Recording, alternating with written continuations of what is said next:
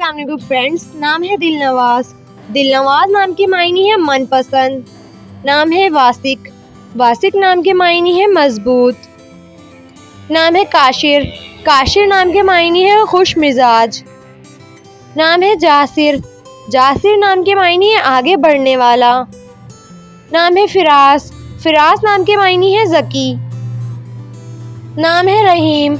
रहीम नाम के मायने है नरमी करने वाला। नाम है ज़ैगम।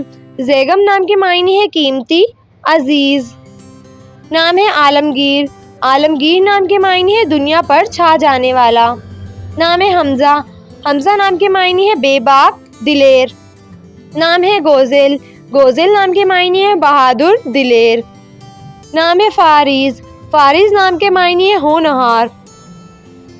नाम है हज़ीर। हज़ीर नाम के मायने है सहरी। नाम है अकरम। अकरम नाम के मायने है बहुत मेहरबान। नाम है गुलफाम। गुलफाम नाम के मायने है फूल की नस्ल। नाम है अकील। अकील नाम के मायने है अक्लमंद। नाम है फैसल। फैसल नाम के मायने है फैसला करने वाला। नाम है असफर। असफर नाम के मायने है निहायत कामयाब। नाम है खतीब। खतीब नाम के मायने है बात करने वाला। नाम है हबीब। हबीब नाम के मायने है महबूब। नाम है अवैस।